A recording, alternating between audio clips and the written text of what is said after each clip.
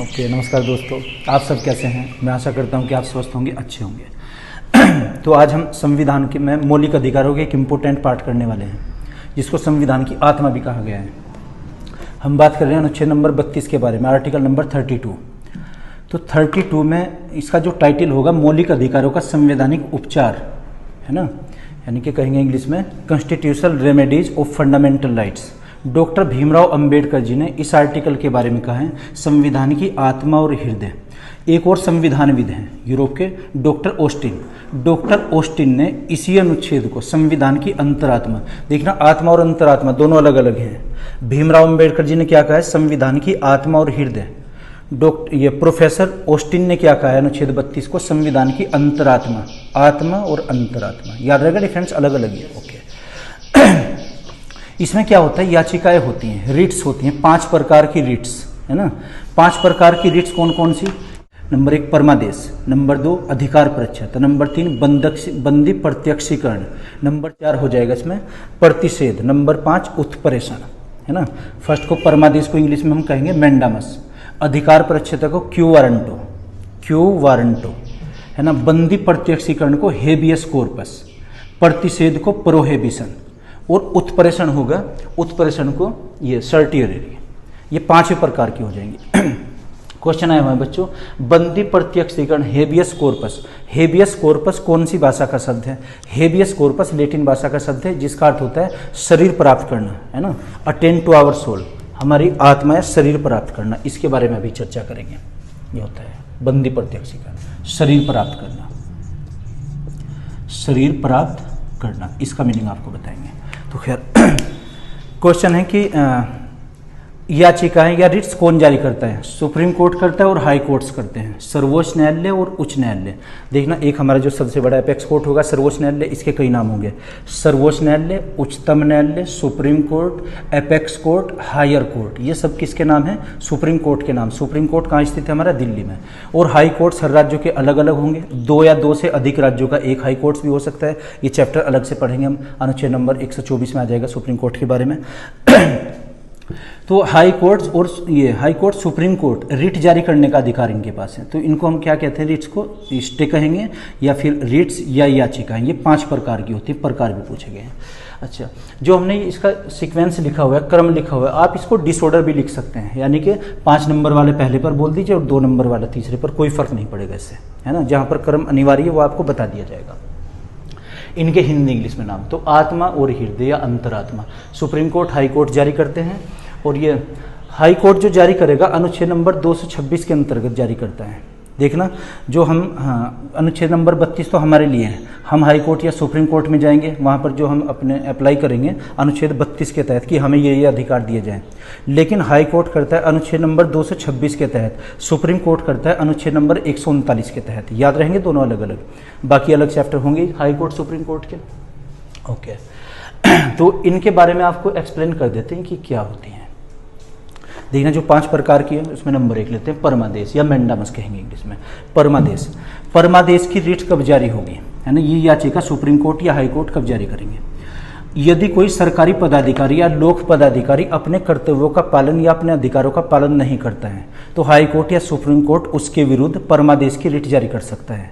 एक बार फिर से, यदि कोई सरकारी पदाधिकारी या लोक पदाधिकारी अपने कर्तव्यों का, अपने अधिकारों का ठीक से पालन नहीं करता है, तो हाई कोर्ट या सुप्रीम कोर्ट उसके विरुद्ध ये परमादेश की रिट जारी कर सकते हैं, है ना। यानी कि अगर वो अपनी ड्यूटी सही से नहीं करेगा तो परमादेश की रिट।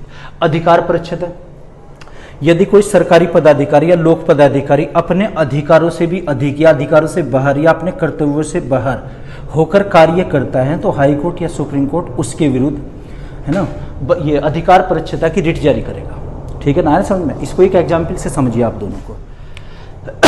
परमादेश और अधिकार प्रच्छेद। देखना, कभी कभी हम अपने डॉक्यूमेंट्स अटेस्टेड करवाते हैं, जैसे हम नेट के लिए अप्लाई करते हैं, JRF के लिए करते हैं, तो अगर हमारे उसके लिए क्वालिफिकेशन मिनिमम क्या होती है? PG होना चाहिए, पोस्ट ग्रेजुएशन। मान लीजिए हम MA MSc में हैं, फर्स्ट ईयर हमारा क्लियर हुआ, अभी सेकंड ईयर रिजल्ट अवेटेड है, हम FP हैं सेकंड ईयर में, और हमें नेट या JRF देना है, तो उसके लिए जो हमारा अटेस्टेड होगा डॉक्यूमेंटेशन संबंधित ये कॉलेज के प्रिंसिपल साहब करते हैं वहाँ से, है ना। हमने फर्स्ट ईयर पास किया, सेकंड ईयर में अप्लाई कर सकते हैं, मार्कशीट हमारी रिजल्ट अवेटेड है, तो प्रिंसिपल साहब के पास जाएंगे, वो अटेस्टेड करेंगे। लेकिन किसी कारणवश उन्होंने मना कर दिया हमें कि हम नहीं कर सकते, जबकि उनका राइट से उनको करना पड़ेगा वो, है ना। उसमें लिखा है साथ साथ कि आप जिस कॉलेज में एपीयर हैं, जिसमें आपका दाखिला है, उसी कॉलेज के प्रिंसिपल से करानी है आपको अटेस्टेड, है ना। डॉक्यूमेंट्स मार्क्स वगैरह हमारे लिखे जाते हैं और प्रिंसिपल साहब मना कर देते हैं, लेकिन हमारे पास इसका प्रूफ होना चाहिए। अगर हम उनके खिलाफ कोई कानूनी एक्शन लेना चाहे तो परमादेश की रिट जारी होगी कि हाई कोर्ट सुप्रीम कोर्ट से परमादेश की रिट कि उस पदाधिकारी ने अपने कर्तव्यों को क्यों नहीं निभाया, ठीक है ना। दूसरा समझिए अधिकार परीक्षता, ये रिट तब जारी होगी अगर कोई सरकारी पदाधिकारी अपने अधिकारों, अपनी ड्यूटी से या जो उसके कर्तव्य है उनसे बाहर कार्य करता है ना। समझो इसी एग्जाम्पल से कि वही प्रिंसिपल हैं, वहाँ स्कूल में हम गए अटेस्टेड कराने के लिए, लेकिन प्रिंसिपल साहब वहाँ नहीं है, वहाँ के और छोटे पदाधिकारी, मान लीजिए वहाँ के क्लर्क हैं, उन्होंने ही अटेस्टेड कर दी। उन्होंने कहा चलो मैं ऐसे ही सिग्नेचर कर देता हूँ, ऐसी मोहर लगा देता हूँ, है ना, जारी कर दी एक तरीके से, यानी कि उस व्यक्ति के अधिकार क्षेत्र में नहीं था। तो कोई सरकारी पदाधिकारी ऐसा जब कार्य करता है जो उसके ना करने का हो, यानी कि उसके अधिकार क्षेत्र से बाहर हो, तो वो अधिकार परीक्षता की रिट जारी करेगा हाई कोर्ट या सुप्रीम कोर्ट उसके लिए, ठीक है। Okay, clear, okay. बंदी प्रत्यक्षीकरण, बंदी प्रत्यक्षीकरण ये सरकारी व्यक्ति और प्राइवेट व्यक्ति दोनों के लिए जारी की जा सकती है। अगर किसी व्यक्ति को अवैध रूप से बंदी बना लिया गया हो, मान लीजिए पुलिस ने हमें गिरफ्तार कर लिया अवैध रूप से, हम लॉकअप में बंद हैं, हथकड़ी लगी हुई है हमारी, है ना, तो वहाँ पर क्या होगा, हमारे बयान उसमें दर्ज नहीं किए जा सकते, है ना। तो उसमें जब दर्ज नहीं होंगे, जैसे कुछ जगह हैं जहाँ पर बयान हल्फे हमारे दर्ज नहीं किए जाएंगे, कौन कौन से हैं, एक तो पुलिस में ही है, हथकड़ी लगी हुई है, जो हम बोलेंगे यानी कि हम नहीं बोल रहे हैं, है ना। और दूसरा एक जैसे पागल खाने होते हैं, मेंटल हॉस्पिटल, है ना, वहाँ पर तो हर पागल ये कहता है मैं पागल नहीं हूँ तो हर्ष कभी पागल खाने के सामने कहता है मैं पागल नहीं हूँ, यही सबसे बड़ा प्रूफ होता है उसका ओके, खैर। तो बंदी प्रत्यक्षीकरण क्या, किसी सरकारी व्यक्ति या किसी प्राइवेट व्यक्ति को अगर अवैध रूप से बंदी बनाया गया तो सबसे पहले उसकी जमानत करनी है, हमें बेल करनी है ना, सामान्य भाषा में इसको जमानत या बेल बोलते हैं। तो बेल कराकर उसको बाहर लाया जाएगा, फिर मुकदमा होगा। मान लीजिए वो व्यक्ति अगर सही अपराधी पाया गया है तो फिर बाद में सजा उसको मिलेगी, यानी कि किसी को अवैध रूप से बंदी नहीं बनाया जा सकता। क्वेश्चन आए हुए हैं, बंदी प्रत्यक्षीकरण का नाम क्या होगा, हेबियस कॉर्पस। हेबियस कॉर्पस है ना, एक दूसरी भाषा का शब्द है जिसका अर्थ होता है शरीर प्राप्त करना, अटेन टू आवर सोल, है ना। पहले हम लोकअप से बाहर तो है ना, हथकड़ी लगी हुई है, पहले बाहर तो है, उसी के बाद तो करेंगे ना कुछ कार्रवाई, ओके। हेबियस कॉर्पस एक होता है प्रतिषेध और उत्प्रेषण, ये जो दोनों प्रकार की रिट्स हैं ये अधीनस्थ न्यायालयों के विरुद्ध जारी की जाती है। अधीनस्थ न्यायालय, अधीनस्थ का मतलब एलाइड, छोटा, जैसे सुप्रीम कोर्ट है दिल्ली में, सुप्रीम कोर्ट के सामने हाई कोर्ट छोटे, हाई कोर्ट के सामने उनकी पीठ जो खंडपीठ होती है वो छोटी हैं। उसके बाद में हमारे डिस्ट्रिक्ट कोर्ट आ जाएंगे, डिस्ट्रिक्ट कोर्ट के बाद में हमारी तहसील में या फिर ब्लॉक स्तर पर होती है ये, है ना। तो जो ऊपर से नीचे छोटे होते चले गए, क्या कहेंगे इनको, अधीनस्थ न्यायालय। तो अधीनस्थ न्यायालयों के विरुद्ध हर कोर्ट के अपने एक दायरे होते हैं, है ना, कि तहसील स्तर पर या ब्लॉक स्तर पर कौन सा केस टैकल कर सकते हैं वहाँ के जो जजेज हैं, जिला स्तर पर कौन से। जैसे जिले में दो प्रकार के केस हुए, एक फौजदारी का केस हुआ और एक दीवानी केस हुआ, है ना। कोई मामला है, मान लीजिए किसी व्यक्ति को धारा 302 लगी है, धारा 302 होती है पेनल्टी, डेथ पेनल्टी दी जाती है, मौत की सजा, कैपिटल सेंटेंस। क्वेश्चन आए हुए हैं आईपीसी की सबसे बड़ी धारा कौन सी है, तो 302 है। वैसे आईपीसी में टोटल धारा है 511 है, 511। 302 को इसलिए बड़ी मानते हैं क्योंकि इसमें व्यक्ति को मृत्यु दंड देने का अधिकार है, किसी भी अपराधी को मृत्यु दंड दिया जा सकता है जो उसके लिए सुनवाई करके होता है। खैर, तो ये जो अधीनस्थ न्यायालय हैं, जैसे हाई कोर्ट के सामने हमारे जिले का जो न्यायालय है वो अधीनस्थ हो जाएगा, जिले के सामने जो हमारी तहसील का ब्लॉक स्तर पर ये अधीनस्थ हो जाएगा, है ना। तो जो छोटे न्यायालय हैं उनके दायरे होते हैं कि कहाँ तक वो केस को सोल्व कर सकते हैं।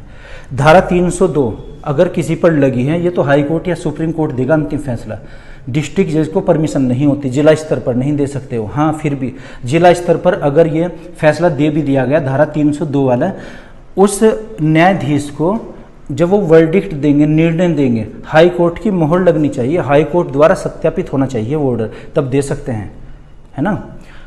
तो अगर किसी अधीनस्थ न्यायालय में ऐसा कोई मामला विचाराधीन है जो उसके अधिकार क्षेत्र से बाहर है ना, ये पेंडिंग है, वो चल रहा है मामला, तारीख उस पर लग रही है ना, तो तारीख पे तारीख लगना, तो वहाँ पर अगर ऐसा कोई मामला चल रहा होता है तो हाई कोर्ट उसको वहीं रोककर अपने पास ट्रांसफर करवा लेगा, अपने पास बुलवा लेगा उसको। तो कौन सी रिट जारी होगी उसके लिए? प्रतिषेध की। बहुत सारे आपने ऐसे केस देखे होंगे कि अब तो ये जिले से जिला जज से निकलकर और मामला हाई कोर्ट में चला गया, अब तो ये इलाहाबाद में चला गया। तो क्या होता है, वो केस उनके जो जिला जज है उनके अधिकार क्षेत्र से बाहर हो जाता है, हाई कोर्ट में या सुप्रीम कोर्ट में चला जाता है तब। तो कौन सी रिट आएगी?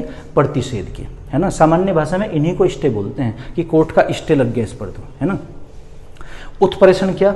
अगर किसी अधीनस्थ न्यायालय में ऐसा कोई फैसला दे भी दिया गया हो जो उसके अधिकार क्षेत्र में नहीं था, है ना। धारा 302 का मामला है, जिला जज ने अंतिम फैसला दे दिया उस पर, लेकिन वो नहीं दे सकते जब तक सत्यापित ना हो जाए हाई कोर्ट में। उन्होंने सत्यापित भी नहीं कराया और फैसला भी दे दिया, तब क्या होगा, उसको पूरे को रद्द करके उत्प्रेषण की रिट जारी होगी और उस केस को अपने पास बुलवा लेंगे वहाँ पर हाई कोर्ट में, ठीक है ना। तो ये 5 प्रकार की रिट्स होंगी। फिर भी अगर इसमें कुछ समझ में ना आए तो कमेंट बॉक्स में आप लिखिएगा उसको, एक बार फिर से देखिए। रिट्स 5 प्रकार की होती हैं। रिट्स को याचिका या स्टे कहेंगे, या ये रिट्स कहेंगे। हाई कोर्ट तो सुप्रीम कोर्ट ही जारी कर सकता है। सुप्रीम कोर्ट के नाम supreme court, apex court, higher court, सर्वोच्च न्यायालय, है ना। और यह आ जाएगा उच्चतम न्यायालय। हाई कोर्ट को क्या कहते हैं? उच्च न्यायालय, उच्चतम न्यायालय और उच्च न्यायालय, है ना। हाई कोर्ट को उच्च न्यायालय, सुप्रीम कोर्ट को उच्चतम न्यायालय, ठीक है।